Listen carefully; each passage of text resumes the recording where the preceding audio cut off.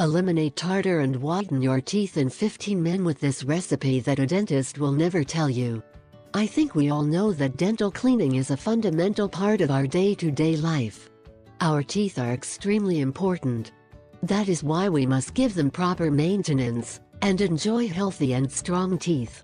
It is important not to allow the accumulation of bacteria, tartar, or any type of accumulation that enters from the root and that makes the loss of our dental pieces. Today the visits to the dentist are very expensive. Here I will show you the simplest way to be able to give a cleaning to your teeth, making and taking into account some very important steps from the comfort of your home. We must avoid the accumulation of this substance called tartar, originates with foods of mineral origin in the teeth. After a while, the amount of tartar increases, and if you do not care about this issue, it can cause periodontitis.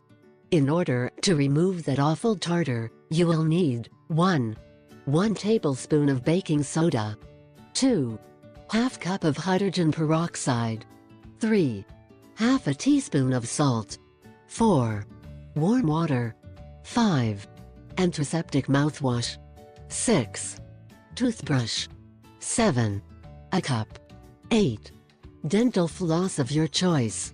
Baking soda is the most efficient tool for removing plaque. Step 1. Take the cup and mix a spoonful of baking soda with 1/2 teaspoon of salt.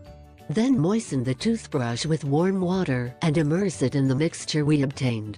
Rub it in the teeth gently with the brush and spit after a few seconds. Perform this process for a lapse of 5 minutes. Step 2. Combine 1/2 cup of hydrogen peroxide and 1/2 cup of warm water and rinse the mouth for 1 minute. After that, spit and rinse with 1/2 cup of cold water. Step 3. Floss the teeth with yellow floss.